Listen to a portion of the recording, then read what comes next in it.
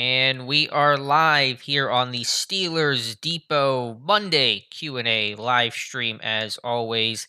Dave, Bryan, and I here for the next hour to answer any and all of your Steelers questions. And let me just pull up the live stream on my end until it finally decides to work. And I can see the chat and answer the questions. I know there's already a ton sitting there, a couple of super chats that we will address right away, Dave. But busier Monday than I anticipated, as a lot of news has come in, a lot of Keith Butler spilling all the tea on a Monday afternoon. Man, I didn't know this. That's the beauty about what we do. You wake up, you never know what direction the day's going to go in. And you had TJ White on the Pat McAfee show for about, I don't know, what, about 18, 19, 20 minutes, right around in there. And then Keith Hmm. Butler on 93 7, the fan, just pouring gasoline all over the place and flicking a cigarette out there into the middle of it there. I think he caught himself on fire a little bit too while he was doing that Hmm. interview. But never a dull moment. I don't know that. I mean, we did learn a little bit new, I think, out of Butler today, and some confirmation on some other things. And he talked about Stephon Tuitt a little bit as well too, and talked about the injuries on the defensive line and how that. Like it or not, that impacted things on the defensive side of football. But yeah, let's get this thing rolling. Happy Monday, Yeah, everybody. happy Monday. Let us know if the audio sounds good. If you can hear Dave and I, you should be able to. If there's any sort of issues, just let me know. And so, yeah, we'll address some of the things Butler said. But I have a pair of super chats that I want to start with. And again, Dave will answer, and I will answer as many questions as possible from 7 to 8 p.m. If you want your question to go to the front of the line and be guaranteed to be asked and answered, send in a super chat, as Tim Chase has done, a $5 super chat. Good to hear from you, Tim. He says, did this weekend's quarterback play affect your assessment of this 2022 draft class? I don't know if that's specific to quarterbacks or not. I kind of assume and implying that it is. To me, short answer is no, but it just kind of reclarified, not that it was breaking news, but just reclarified how important and how valuable it is to have one of those top level throwers of Burrow, Mahomes, Josh Allen, and the value those guys bring you. Look, I mean, we've been talking all season, and Mike Tomlin's been talking about quarterback mobility and those kind of things. There, I think the only thing that kind of you know uh, maybe comes back into your mind is the fact that the old high pedigree type player there. If you look at the quarterbacks, I mean, even ahead of this weekend, the quarterbacks that were left remaining outside of Brady, who's obviously the ultimate outlier and a lucky son of a what too. But uh, look at the pedigree of these quarterbacks in this draft class. Number ones and Jimmy Garoppolo, obviously number two there. Tannehill, obviously out of it, was a number one. So yeah, I mean, look, it probably adds up, right? You franchise quarterback, you're normally going to get those guys earlier in the draft, Right. and about the whole mobility thing and the look. I mean, not only did you have mobility, you had quarterbacks' ability to extend the play on top of that, and obviously that plays into the mobility factor there. And what about the arm strength? Those Mahomes and Allen, they were slinging it in that game as well too. And even look at Matthew Stafford. Always had a pretty good arm, and a guy that I've considered one of the best cover two hole shot guys in the NFL. And he was putting the football down the field as well too. So you got to have a quarterback that's mobile, can extend the play, can throw the football down the field, and one also that's not afraid to attack the middle of the field more than 15 yards down the field. So nothing new. It's just, as Alex said, kind of confirmation at this time of year of everything that we've kind of been thinking. Yeah, and of course, it wouldn't change any individual quarterback evaluation. I think the question is, do you value maybe traits differently in terms of what you're looking for? But no, I don't think it's changed things too much for either of us, Tim.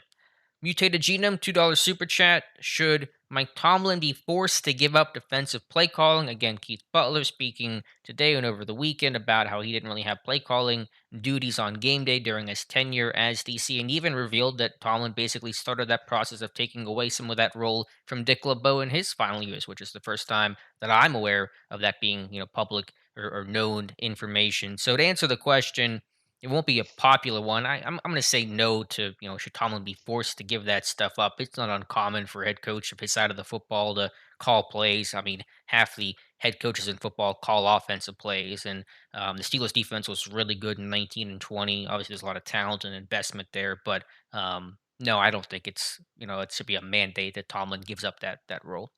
No, look, I mean that's obviously was his job before he entered the NFL. It's what he's comfortable doing on the defensive side of football. It's his team, and he can do whatever he wants. Now, it's going to be hard to attract a quote unquote coordinator to come in to to have the title coordinator, but what are you doing? Coordinating? It's more of a teaching job more than anything. I think that's one of the takeaways from what Keith Butler said during his interview today, and just over time, there's just a position coach really with a title more than anything, and one that stands up there on Thursday during the media days and handles the interviews and all like that. But I think more than anything, we've kind of had an idea that Mike's primarily been the play caller there, and now over the course of this last 3 or 4 days we just now have kind of confirmation of that, even going back to kind of Dick LeBeau days that Keith Butler talked about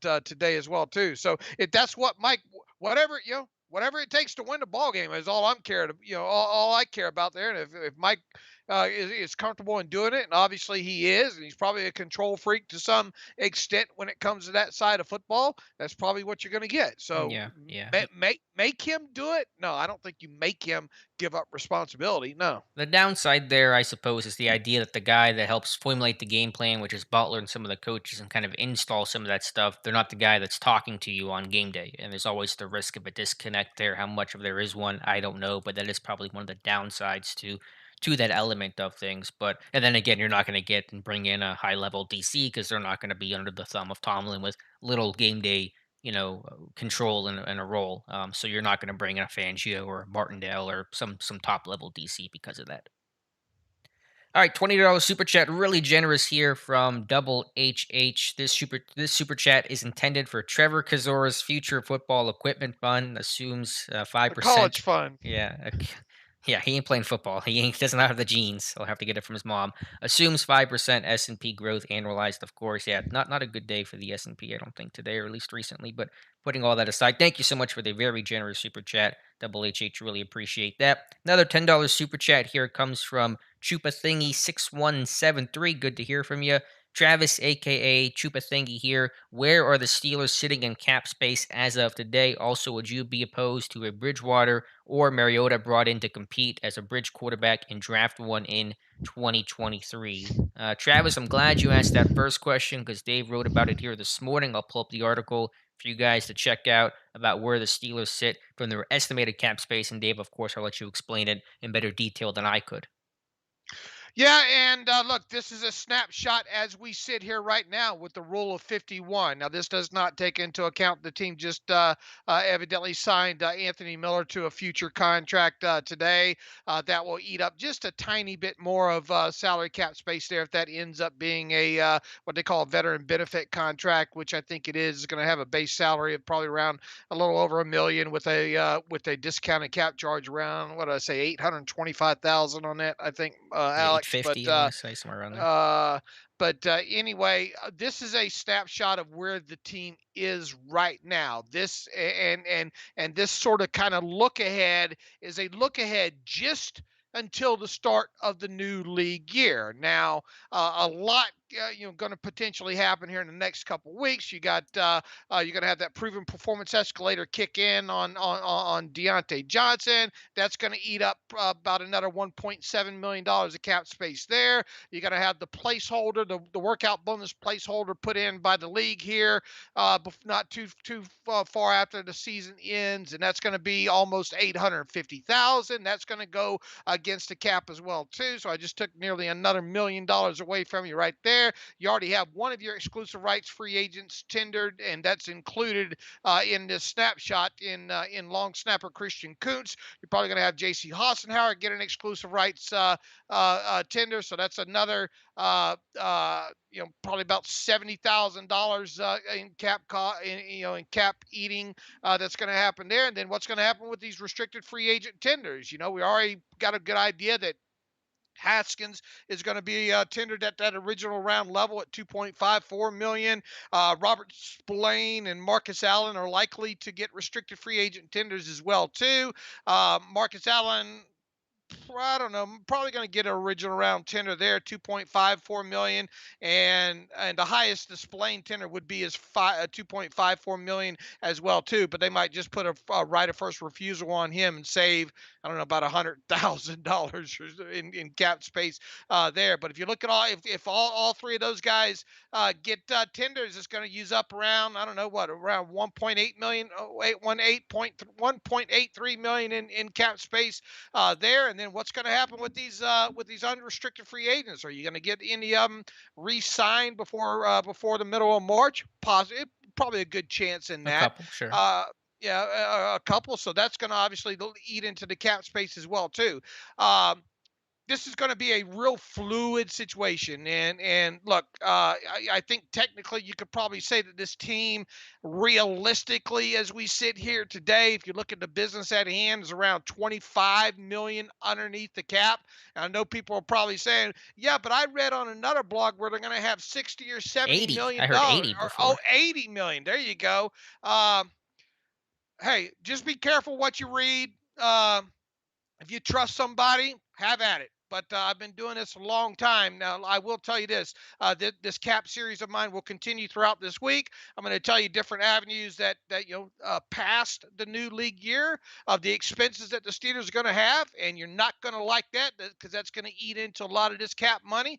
But on the flip side, I'm going to show you options that the Steelers have to actually create more cap spaces as well too. Here's the takeaway: the Steelers are going to be able to do exactly probably what they want to do. I wouldn't expect them to go hog wild in free agency, but there's going to be three, four, probably outside free agents brought in. Probably not the names that people like or are talking about, but they'll be able to re-sign their own and get everything they need done, and probably not have to kick the can down the road as much as they've done in the past. Yeah, so it's a fluid situation. That's kind of the overall takeaway. It's probably less space than people think, but you'll walk through it. And when is part two coming out? Do you think later this week or next week, or what's a rough?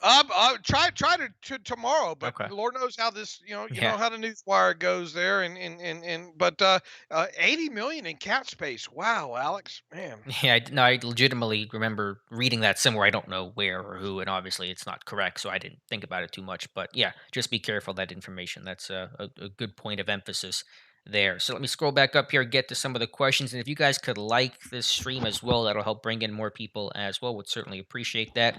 First one comes from Verdon Barzy. Says, "Hey guys, happy Monday! Happy Monday to you as well. Glad you are all keeping this going. What is your honest assessment of Mason and Haskins as possible franchise quarterbacks in the NFL?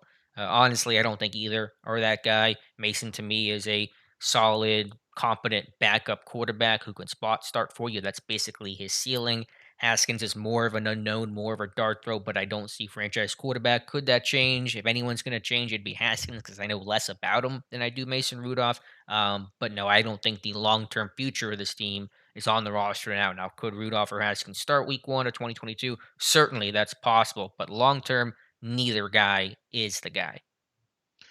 Can you win 8, 9, 10 games with a guy like Rudolph if you have a good defense and you have a running game? Yes. Can you get into this? Can you compete in the divisional round against these other teams like we saw happen on over the weekend? With a quarterback like that, or with Mariota, or with geez, throw out a name, Brissett, Yeah, with Bridgewater, the whoever. Bridgewater. No. The answer's probably no. Uh, welcome to my life when I was welcome to my life as a Steelers fan in the '80s. I don't know how many of you listening are old enough to remember that, but there was a long gap of just good enough seasons post Terry Bradshaw years there, and like a lot of you probably don't realize this, but franchise quarterbacks just don't grow on trees. So now we sit and wait and see how long it takes for this team to secure a franchise quarterback. Will it be in this year's draft? I kind of doubt it, but I mean, you never know. More likely, it wouldn't be, but we'll see. One thing's for certain: this team is going to. It sounds like this team is going to keep their options open big time at the quarterback Hmm. position Yeah. here this offseason. I don't think it's going to end up being a Rodgers or a Russell Wilson or a Matt Ryan or any of these names the major media is throwing at you at people. That's just all talk and clickbait and all that kind of stuff there. But I don't know. Could you get a Mariota come in and maybe compete and maybe draft a guy on top of it, and then have Mason and Haskins battle it out for us for one spot? That's obviously a possibility. And sometimes these things end up just taking care of themselves, right, Hmm. Alex? As we like to Sure. say, they work themselves out in a wash sometimes. Like in 2004, you had all those quarterbacks on the roster there, and Charlie Batch went to IR, and just funny how things work out. But Yeah. that's a long answer to the question. Probably not a quote unquote franchise quarterback on the roster right now. Right. And get the second part of Chupa Thingy super chat. I apologize. Would we be opposed to a Bridgewater or Mariota brought in to compete? No, I would not be opposed to that. Mariota makes some sense. I've been saving this quote. Maybe I'll tweet it out tomorrow or something. But I found what Tomlin said on Mariota prior to their 2017 game. And it wasn't anything spectacular, like crazy, crazy over the top, but it was a glowing remark of Marcus Mariota's play. Yeah, it wouldn't be surprising. Look, I mean, this team likes pedigree, right? So it's probably going to be a pedigree guy. Yeah. And the Um, mobility factor obviously and plays a and role. the mobility factor, and kind of go from there. So just keep your fingers crossed. Maybe they can at least get where they can compete a little bit next season Yeah. on the offensive side of football. Let's get through a couple more of these questions. Lumberzack, do you think there's a difference in the team dynamic due to the lack of being in Latrobe? Talks about the culture of Latrobe. And listen, I'm 100%, excuse me, 100% supportive of the idea of like being at Latrobe and the benefits of that. But I don't really know if you can really identify the team dynamic from, being there versus not being there. And even if you could, we wouldn't be able to really assess that properly from our outsider point of view. Yeah, I mean, obviously, the whole team building concept. You think it helps probably play some sort of role in that. But is it a major Yeah. advantage It's not make or break. or whatnot? No, no. Yeah. I mean, it's obviously nice for the fans, and it's great atmosphere, and once again, probably does help some aspect of the team building process, but it's not the end all do all. Let's see. John Pennington. Do you guys believe Tomlin has been calling the defensive plays, and do you think the upcoming interview is legit? I assume the latter is referring to Patrick Graham. Yeah, I mean it's legit in terms of it'll take place. I assume your question is, do you think Graham has an actual shot? I think Terrell Lawson is going to be the DC of this team next year. Some of this is Rooney Rule mandate fulfillment type of stuff, and yeah, I mean I was certainly skeptical of the idea of how much influence Tomlin had early on, but over the last really 2 years, I haven't said much about that because I recognize and have said this out loud that Tomlin's influence certainly had been growing, and Butler has said as much. And I still don't know exactly the dynamic there. Did Tomlin call every single defensive play? I don't know that for sure or not. Some rumors and reports were that Tomlin would jump in from time to time, and Butler called some as well. But obviously, Tomlin has had control of this defense, and that influence has grown over time. Yeah, it's sad to say that it feels like token interviews coming up as part of the Rudy Rule process from the team that's from the team that of the Rudy family and all. But you know, it certainly appears that way on the outside that's what's going to happen. A couple of token minority interviews, you Yeah. know. Mike Adesso, in your opinion, is Omar Khan more valuable to the organization than potential of two third-round picks? What if they're planning on promoting Hunt? Then Khan will most likely leave anyways, unfortunately. Yeah, I know the allure, and they would get two third-round comp picks, one in 22, one in 23, if Khan were hired to be a GM somewhere, say by the Chicago Bears. His interview reportedly was taking place today. I think most people would say yes to that. And it's hard for us to really answer, fully because we're not in that building again. But I don't want to overlook or underestimate the loss of an executive that had been with the team for 20 years and had a really important key role. Even though he was just known as the quote unquote cap guy, I think that losing him would be a bigger loss than people think. Yeah, but in the same breath, everybody's replaceable to some degree, Sure, yeah, I'm not saying he's Uh, irreplaceable, but that's a 21-year executive that has been the right hand man of Colbert. That's a lot of losses, assuming Colbert's gone as well. Sure, sure. I mean, look, you know me, I'd have a Omar Khan fathead up on All my right. office wall probably if they made such an animal there. But in the same breath, I think the most curious thing at this point. be honest with you, when people bring up Omar Khan, is just wondering why he hasn't been able to land a job to this point. You know, Right. Again, he should that be that's the The biggest Texans question. GM. Like I don't. It's a shocker that he's not running the Texans right now. He was supposed to. I mean, Um, that's when I think about when people bring up Omar Khan. It's not so much how the organization would do without him, and it's just the fact that I wonder why he hasn't gotten a job yet. Yeah. I think the other factor is that his replacement, Samir Suleiman, was hired away by David Tepper and the Panthers a couple years ago. So I think the loss would have been mitigated had Suleiman still been with the team. But they really don't have an in-house replacement. Again, it's not irreplaceable, but you lose Colbert, you lose Khan, you lose Ben. It's a lot of tenured, guys that are leaving your organization potentially at the same time. Next question comes from Johan Hernandez. Butler was also the de facto outside linebackers coach. Will the Steelers be looking to promote or hire anyone to that position? Denzel Martin, perhaps.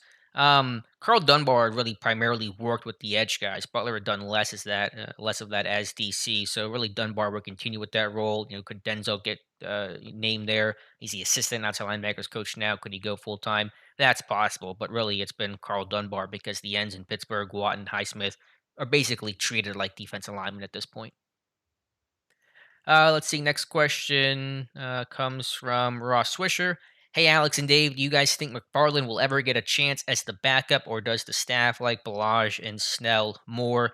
They like Snell for special teams. Will McFarland get a chance? His time's running short. I mean, let's assume he's carried into camp next year, which is no guarantee, but let's assume it. He'll have to really show up. This has been a disappointing year for McFarland. Had the injury, had the COVID, never could find a hat behind Najee Harris. It's going to be really tough for him to carve out any sort of role.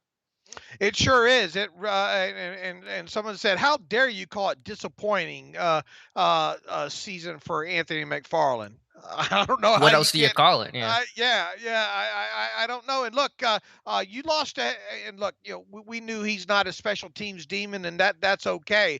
But the guy that was, technically kind of losing a helmet to, Kalen Balaj, was only really when you talk about special teams contributions with him. I was just researching this the other Yeah, it day, wasn't Alex. much. It was just kickoff return. Is that it? Just one of the up guys on kick return? Yeah, just kickoff return. So it Okay. wasn't even like he was out there on the coverage Right. He teams. was not a four phase guy like Snell was. Right, he wasn't even a four-phase guy, so, you tell me that he's that much more valuable, on a couple of kickoffs? How many kickoffs do the Steelers have? Hmm. On top of it, you tell me that, that much of a value on kickoffs and on the offensive side of the football, and that McFarland couldn't squeeze his way in there for a couple more helmets, than what he got? It is really disappointing. So, Yeah. I mean, obviously, look, he's under contract. He's going to be, barring him doing something stupid during the offseason, he should be around the team all offseason. But I wouldn't go out, rush out and buy any Anthony McFarland jerseys if Hmm. I'm listening to this right now. Sure, they're flying off the shelves. Jonathan Mason, is the DC's primary role essentially assisting Tomlin with scheme then, regarding Butler's comments that he didn't really have a play calling component of his job? Yeah, Butler basically said that he and Austin and the coaches would help formulate the game plan during the week. Tomlin would come in, look at it, offer his 2 cents. And so Butler's role was more of the Monday through Saturday role, and obviously, Wednesday's usually the day that the game plan gets set and installed and stuff like that when they start practicing and in morning meetings and stuff. So Butler's role was kind of more of the game plan itself, while Tomlin would be the guy that would call the plays based off that game plan. Probably shuffled personnel in and off the field too during games, Yeah, he still or helped carried the in that. card though. He did have the card, and so it was a small card. I don't know if that's a whole thing or not, but It's not the size of the card. It's not the yeah. size of the card. It's the amount of calls It's that how you you make, call the Al. plays. Yeah, Yeah. yeah. So I do wonder what exactly his game day role was, and I wish they would ask him. I thought it was a really good interview that Butler had on 93.7 The Fan, but I wish they would ask that question about what exactly was your game day role then. But yeah, it might have been some personnel stuff, which the positional coaches also handled, but we don't have a great answer towards what his actual Sunday duties were. I bet Mike. He mentioned early in that interview or during that interview that he still got to go back and clean out some office stuff and all. Yeah, Could door's gonna be, be locked. yeah. Security. That key card ain't gonna work Yeah. probably if Mike Tom. Look. I mean, it's fun to hear that stuff after the fact and kind of a few things that he said. It did indeed kind of catching me off guard, there. But I just wonder. I wonder what's to gain there. Yeah, that's a good point. Ross Swisher, does it hurt Dave seeing the Bengals become the dynasty of the division? I don't know if I call them the dynasty yet, but certainly they're going to be a front runner. I know it hurts my dad who hates Bengals fans. They don't deserve that team. Hopefully, refs finally call push-offs on Chase. Does it hurt you, Dave, to see the Bengals' success?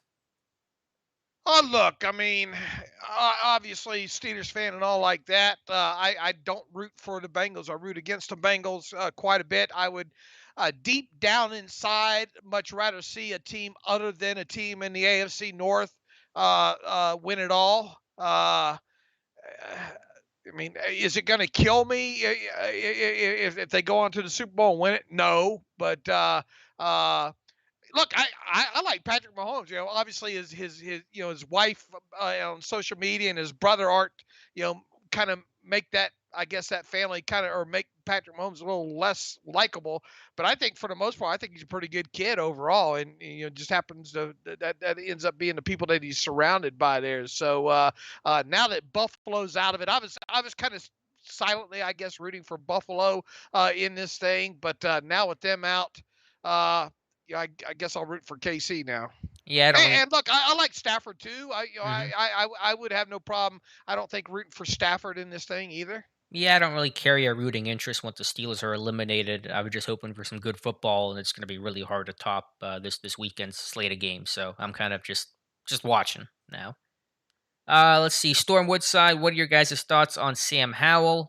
We have a player profile, our first player profile of the year, hopefully the first of 256 is our goal this year from Jonathan Heitritter. I'm not going to bring it up because it might get copyright claim because of some of the footage in there, but you guys can check it out. You'll see it on the site right now. I think I'm probably going to like him more than what most Steeler fans, and maybe even you, Dave, will ultimately conclude, but I don't have any firm or final thoughts on Sam Howell yet. I don't either. But do listen to the podcast on Wednesday Yes. because we got a couple, two or three guys that have watched. Look, Alex and I are, full disclosure here. Alex and I are just getting started and getting into some of these guys. All of it's all just been kind of surface Saturday casual football fan watching up until now. Now's the time when we get really down and dirty and start digging deeper into these guys. I've watched a little bit of Sam Howell over weekend. Obviously, been busy doing with other end of the season type stuff on there. So I don't have a firm. As I told Alex this morning, it is extremely hard, especially me. I'm so analytics, to my core, analytics and measurable based before I even hit the film, that sometimes it's hard not to be biased when it comes to some of this stuff. And to see a quarterback under 6'1", like Hal, it really, the bias comes to the forefront there. So I've got to be really, really careful of going into this and be cognizant of the fact that, look, there's a lot of undersized quarterbacks now in the league more than ever. This league isn't the age-old 6'4", 225 quarterback like it used to be. And you hear Hmm. Mike Tomlin talk about the mobility factor. I will say this: for a guy his size, he can sling that football, man. I mean, Yeah. he might have the second best arm, at least in these top 5 or 6 quarterbacks here. But Who's number one? no, Who you putting one? I mean Carson can sling it too, man. Okay. Okay. I get Carson you. can sling it too. But best thing we could tell anybody listening to this right now is tune in Wednesday because we hope to have Jonathan Heitritter, Tyler Wise, and hopefully even Devin Jackson. And those guys all have watched a lot more tape on these quarterbacks. And I think the crux of our podcast on Wednesday is going to be talking about this quarterback class ahead of the Senior Bowl. Yeah, and then we'll get to see them at the Senior Bowl. Those of us who are going there, which is myself and Jonathan Heitritter and Tyler Wise and Jacob Harrison. So we'll get an up close and personal view of those guys this time next week.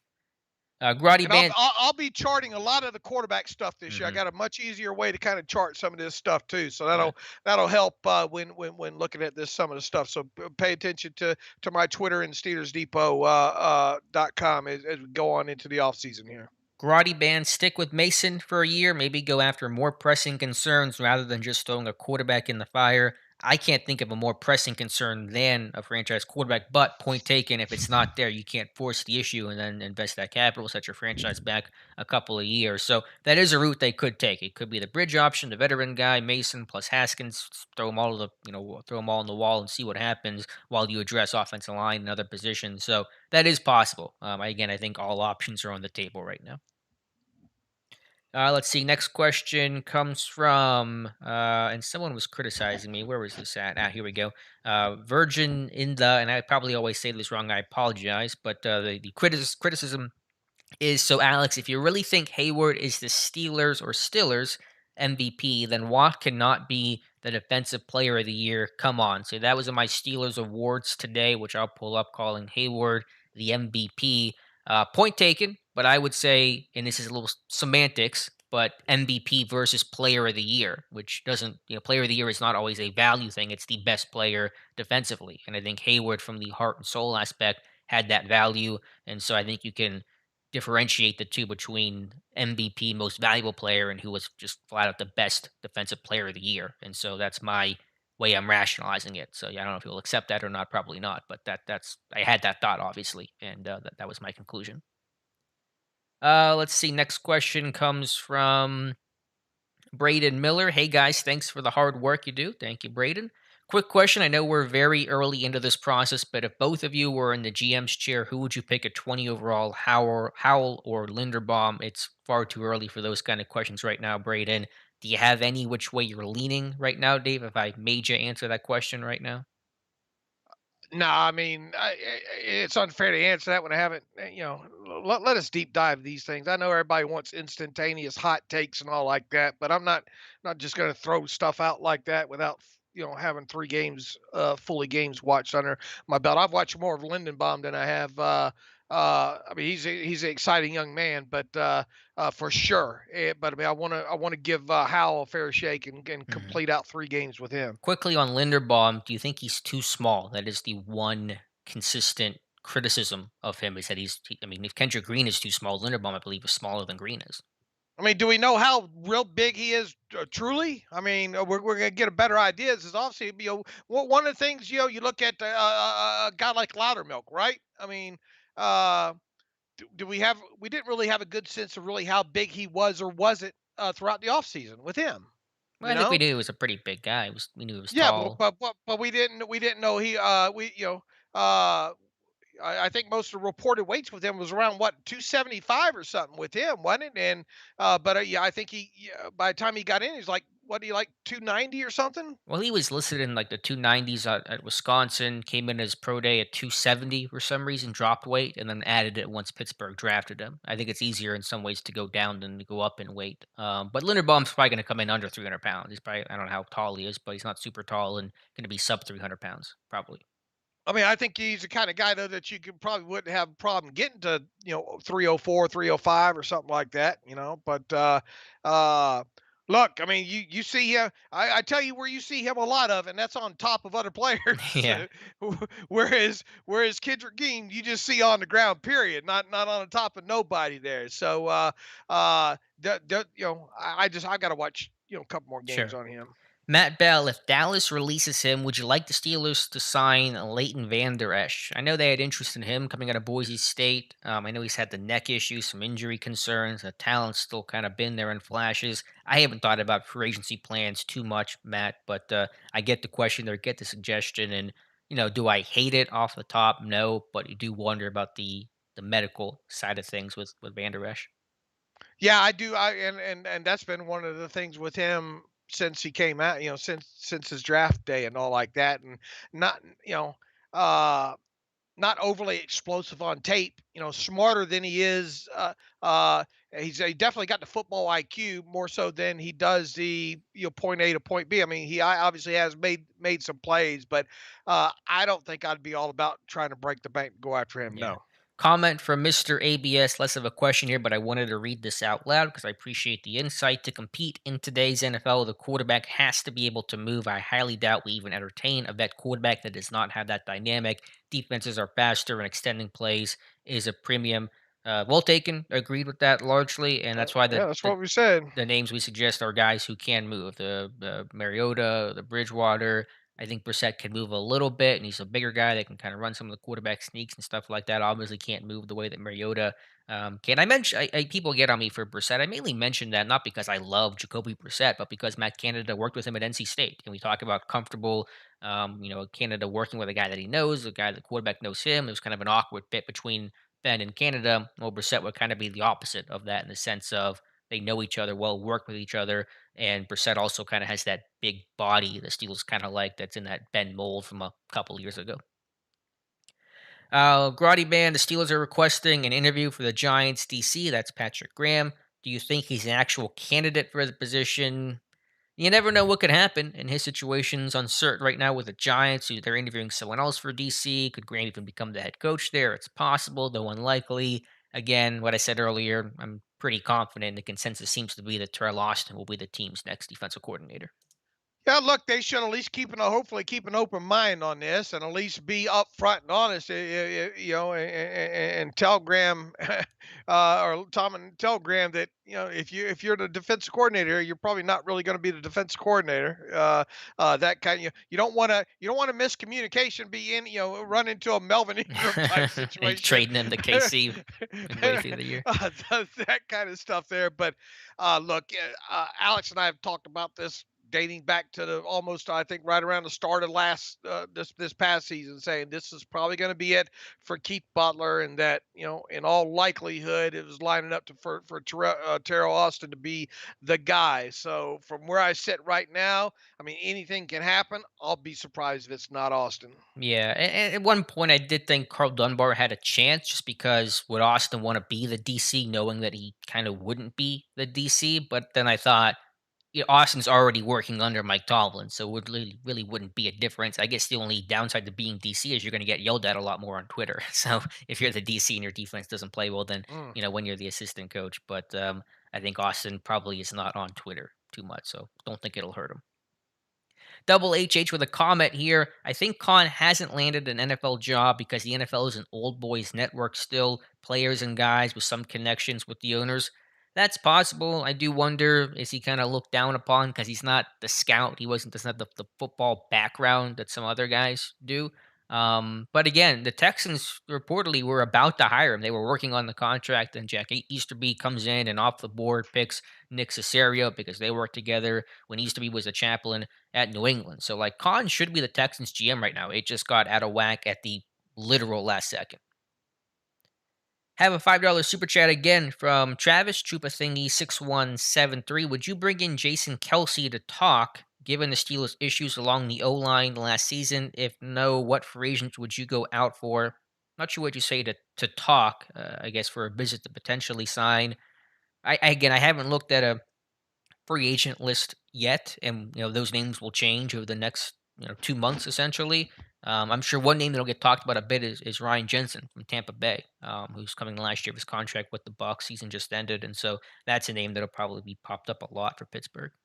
Yeah, look, Jason Kelsey's like mid 30s or something. Hmm. Now, look, I remember some fairly recent film. Guy can still get downfield and take care of business that way.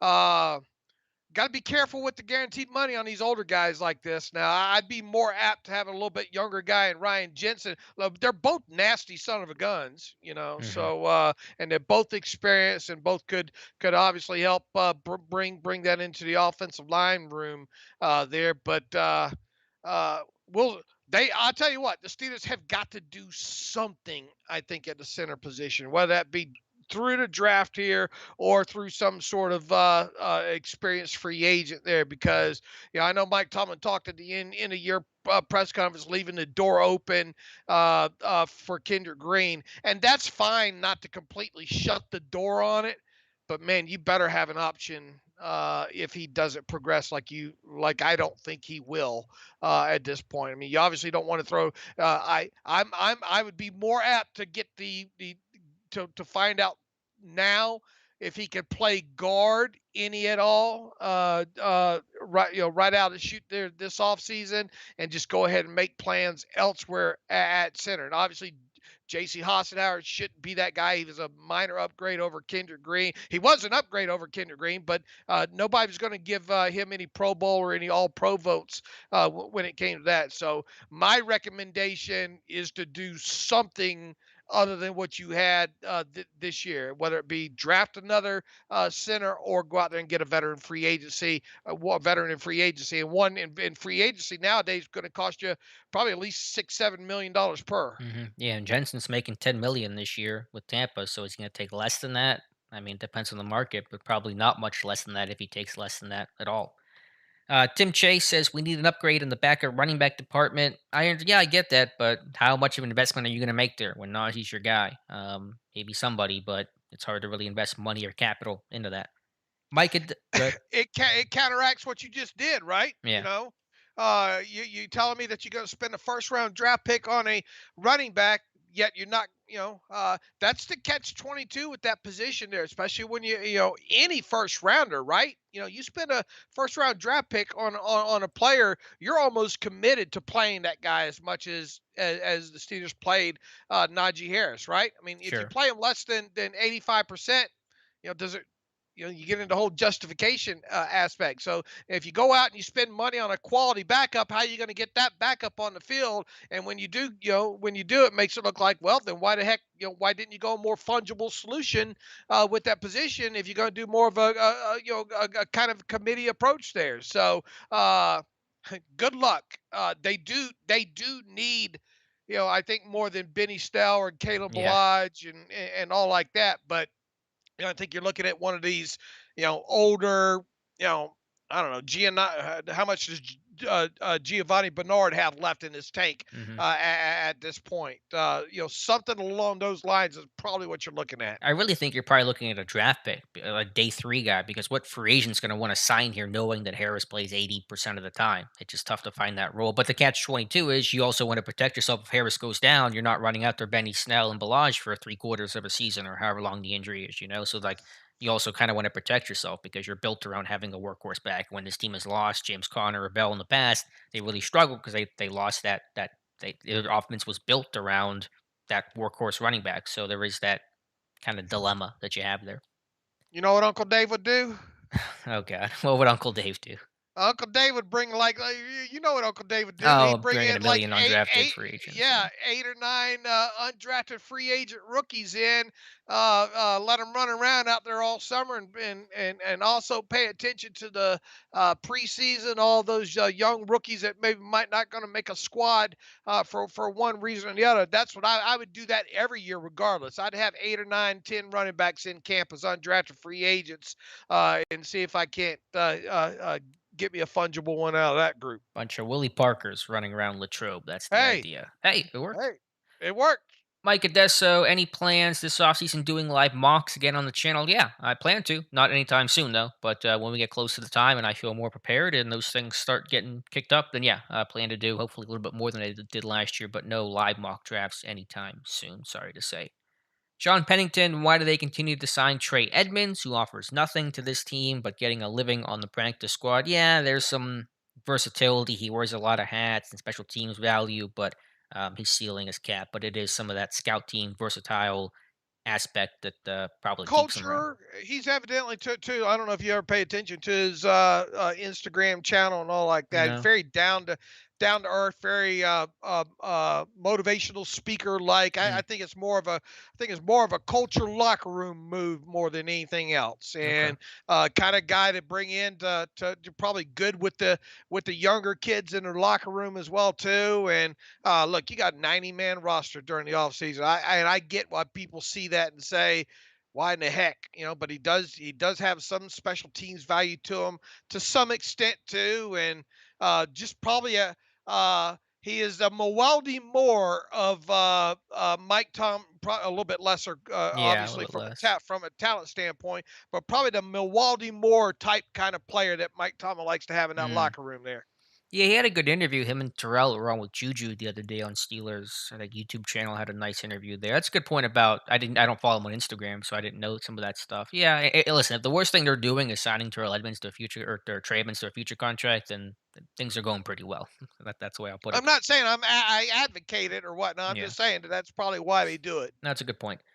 Jason Bodine, hello, Daleks is a weekly greeting to bi-weekly greeting to us, Dave. I know what I think, but what do you think is the team should do earlier in the draft? O line or D line? I'll hang up and listen. Hashtag O line. So that's his answer there. Yeah, I'm O line as well. There's a lot more moving pieces, a lot more free agents, a lot less success, and again, Aldualu's going to come back in 2022. Hopefully, Tuitt will come back. We do not know. It's still up in the air, but it is a possibility with the ascension of Isaiah Loudermilk getting reps, Chris Wormley playing well. If Tuitt comes back, your D line's kind of settled. O line though is much more uncertain. Absolutely, offensive line and probably interior at that. Now we'll see what happens with the.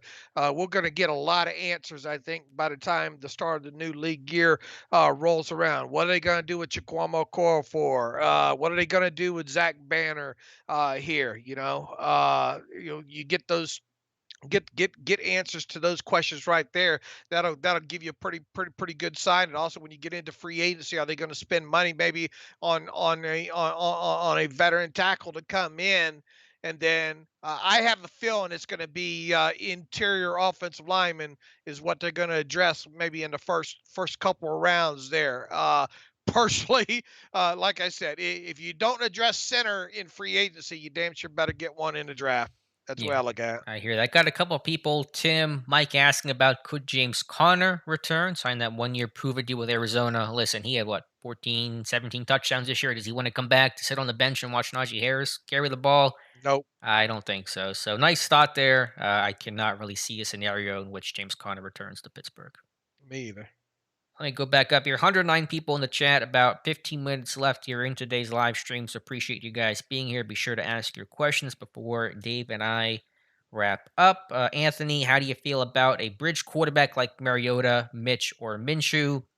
I like Mariota the most of those names. I know you're probably asking more broadly about just bridge quarterbacks. Would not trade for one. Would not trade for Minshew, and I'm not a big fan of Trubisky. So overall, do I support the idea of the bridge quarterback? Sure. Of those names, I like Mariota the best. Yeah, I would agree with Alex. I'm damn sure not trading for one. Heck, this team don't have draft capital as it Right. is. And if the report from Nick Corte hmm from over the Caps correct, and it's hard to imagine Nick missing much when it comes to these compensatory picks. I mean, it looks like the Steelers are just going to get one fourth Mm. round, one lousy fourth rounder out of this. Now, we'll see what happens with. There's obviously the kind of the what they call that 6 rounder The from conditional pick. yeah, the conditional. I contacted the NFL and they would not answer my questions about what makes it conditional. But Did they usually, respond? They responded to you though. yeah. Okay. I get them to respond to me. It's just getting actual info Answer. from them sometimes. But uh, usually, what you see happen in these later round conditionals is they usually end up being the round that it's in. Right. It's going to be a So six for it's Ingram. probably going to be a 6 round pick when it comes for what they get back from Melvin Ingram there at kind of as advertised, just with the conditional removed, obviously. But from there, I mean, you don't have a lot of draft capital to play with unless you get unless you have a guy like Omar Khan go away or something like that to another team. So we'll see what happens there. So no, I'm not trading for one. And man, bite your tongue about spending another mid-round draft pick on a hmm running back there. I mean, this team's got so many needs, and holes that they got to fix and all like that. But my inclination would be offensive line at some point early and maybe in the mid rounds there, one of those wide receivers that can that got that oh crap speed. John Knox, a question, but a rhetorical one. Check this out. Mahomes, Allen, Herbert, Burrow, and Rudolph. Which of these reindeer do not belong? Yeah, point taken there. And so that is the ills of not having a franchise quarterback. Competing against teams that do have them. And the AFC has a lot of them and a lot of good ones, obviously. Let's see. Next question comes from Let's see, Tim Chase, how much do you think the Steelers would have to give up to get a top three quarterback in the draft? I mean, that depends on it. Just depends on the pick and where that is. Top three is a lot more vague this year because of the order and who that guy is. So they'll have to give up something fairly substantial to go up, say, 10 spots in the draft. But what that is, I don't. You can't really pin that down for sure right now. And look, I mean, who is what is you don't want this team just drafting a quarterback just to draft one. Sure. Although you won't ever get that across to most of the fan base, they just want one. They want a shiny new first round toy to play with.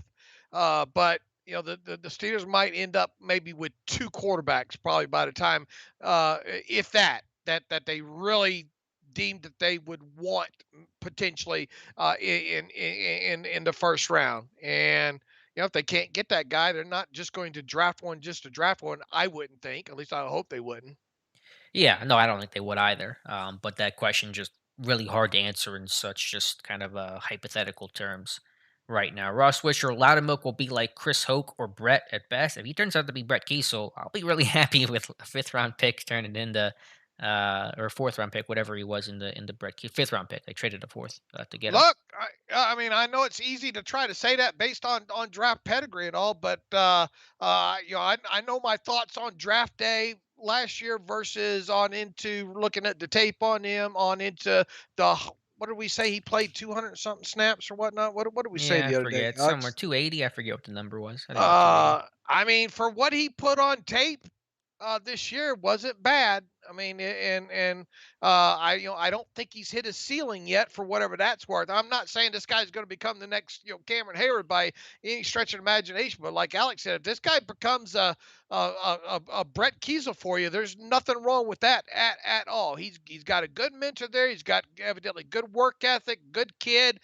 He's got most of the tools. Can he become a better pass rusher? Yep. Period. That's because there's things on tape. Now he needs to get stronger. He needs to get more consistent against the run. Hmm. But I mean, you see him stand up some offensive linemen and flash and discard and do all the things that you kind of would like to see out of one of those 3-eye 4 techs, if you will. That aspect. Now, can he learn from Cam Hayward and become a better pass rusher? That's going to be the critical thing that's going to separate him from either being a future starter or a backup for the next couple of years. Yeah, that's where his ceiling will be determined. I think his floor is already pretty high as a rotational run stuffer. Still work to do, but I think he'll grow into that quite nicely. But pass rush or lack thereof is the biggest issue with this game, which he acknowledged last week talking to reporters. I mean, Chief, he's surprised. His tape surprised me, me especially too. from what I saw this year. But it was good coaching. It was really well coached at Mhm. Wisconsin under their D line coach who coached Aaron Donald in the pit. I forget his name, but that was good coaching. And Jim Leonard's one of the top DCs in football. So that kind of environment probably got him ready for a moment like 2021. Chief Thunder 247. You'll get a laugh out of this one, Dave. Hello, are the rumors true? Rogers to Steelers, 5 to 6 years, 300 million. No, that is. I don't even know where you heard that from. I assume nowhere reputable. Rogers is still a Packer right now, and until that changes, then it's just a lot of talk. Oh Lord, next question, please. I will say, I think there is a higher chance of Rogers coming to Pittsburgh than you do. I'm not saying it's a high chance, but I think I think it's a better chance than what you're offering it. Okay, But all right. I'm just he's very we'll find out an answer soon. But the way that thing ended in Green Bay, man, is about as bad as it could have ended based on how that season was going for him. But we'll see. Let's see, Mr. Yaya, who do you see starting at quarterback next year? Mason. As of today, it's Mason, but these things can change pretty quickly. So I really don't have a good sense for it. But I think again, all options are on the table. Yeah, I think it's going to be. I mean, I think it's going to be Mason, or it's going to be a guy like Mariota, or I still have. Even if they drafted a quarterback, I find it hard to believe that would be your week one guy. So I mean, if I was betting right now, I'd have to, and you're not going to get. I wouldn't bet on it because you don't get Mason's the favorite right now. So really, your money's not really working that good for you in that kind of bet anyway. So. But I mean, right now Mason's the leader in the clubhouse, but there's a lot of golf left. Yeah, well said. They're only on hole two, or A I hole don't know two. Yep. my golf 3. terms. Yeah. Mark Malone, Rogers wouldn't play for Tomlin under any circumstances. Don't understand that comment. Seems to like Tomlin quite a bit, talked him up a lot, so I'm not really sure what you mean by that. Todd Williams, hello fellows. Thanks for a great season. Thank you, Todd. We cannot make the same mistake with Witherspoon that we made with Hilton by letting him go. Do you agree? I wouldn't compare Witherspoon and Hilton as the same situation. Hilton, Mhm. you had a much more, you knew him a lot more. It was 4 years of great play. Witherspoon was about 6 weeks, but yeah, obviously you want to, entertain the idea of bringing him back. And if you don't bring him, you don't bring back Joe Hayden, then you really have a void at that left cornerback spot. So, but I wouldn't make that comparison 1-to-1 Witherspoon versus Hilton. Yeah, there's no way I make that comparison, but I would do everything you can to at least keep him in Pittsburgh. I would be real careful with that guaranteed money with him as well too. There says, look, there's still the guy has warts, like it or not, and a lot of it's tackling, a lot of it's run support, and all like that. Obviously, showed some good things that got him a helmet, kept him on the field from a coverage aspect there. But there were still some warts and some man coverage as well there too. I think you do have to re-sign him, but I would just be careful with the guaranteed money in there. And yeah, there's no way I'd compare it to Mike Hilton though. Lewis D. Couple more questions. Should the Steelers target Xavier Rhodes to replace Joe Hayden? That's one aging corner for another. I know Ray Rhodes has kind of bounced back a bit, but just re-sign Witherspoon. Probably be my advice there. Ross Swisher, Dave, have you ever talked about how the Ingram signing is the reason we lost Roche?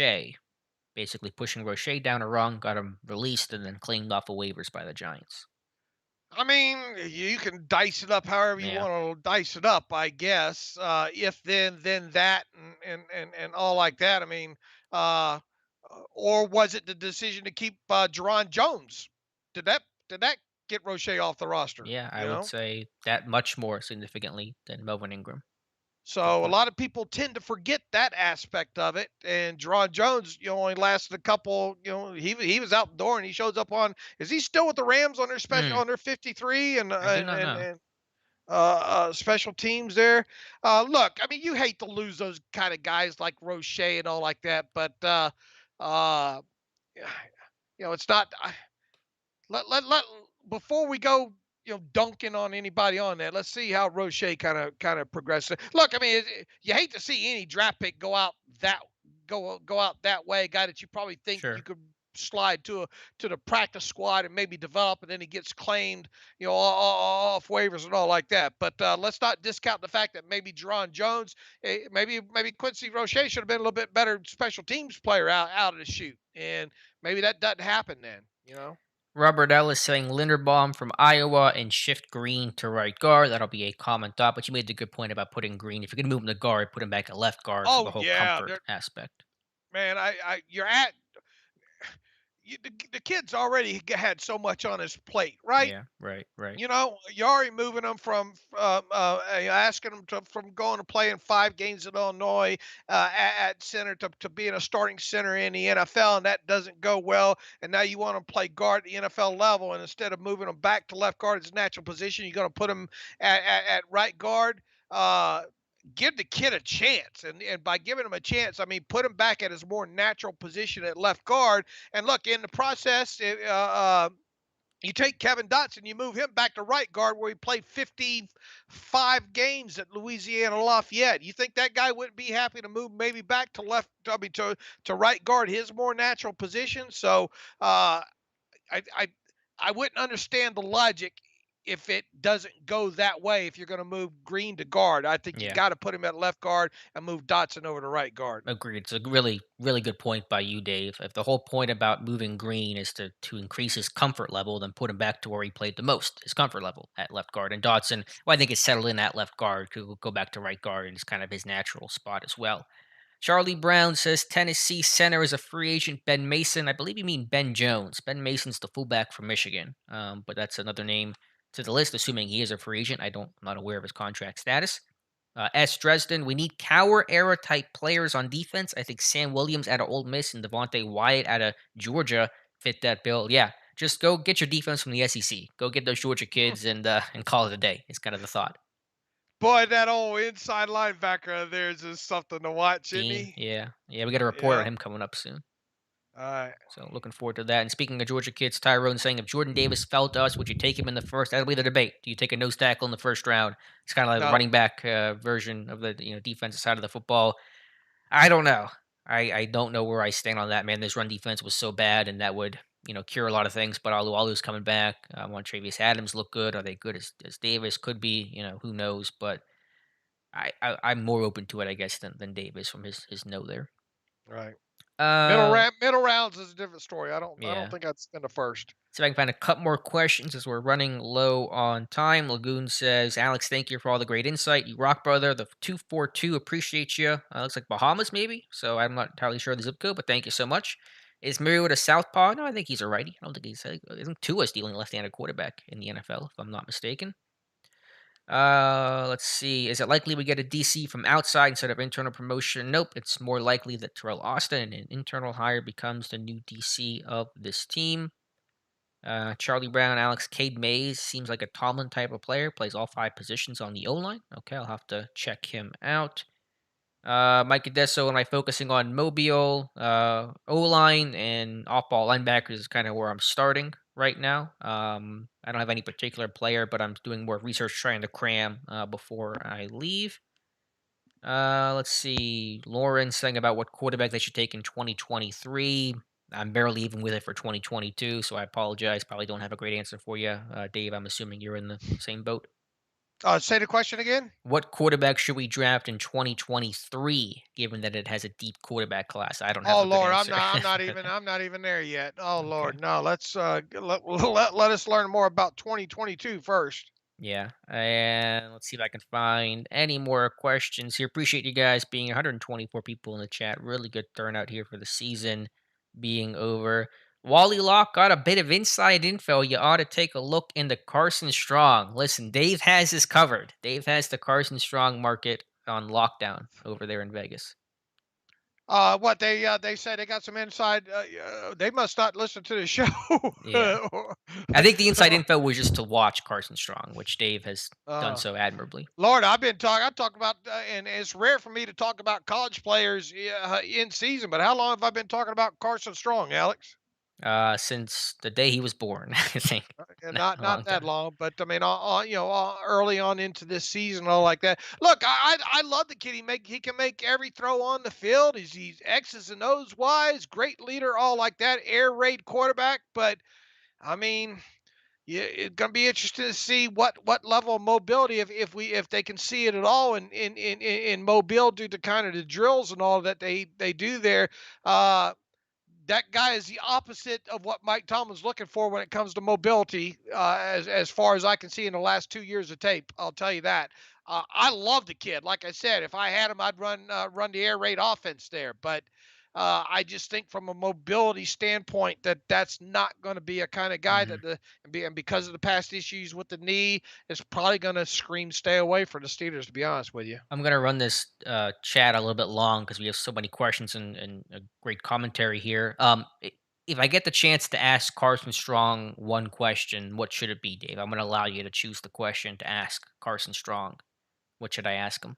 Do you have anything in mind? I would just ask him what throws does he what throws is he least comfortable with making, would be one of them. And it would be all about and it would be it's going to be a rehearsed answer that he gives you, but it obviously be related to what does he think the ceiling of his mobility can be. Okay. So throws and mobility. All right, I'll do it if I get. I mean, they'll probably be sworn, but I'll give it a shot.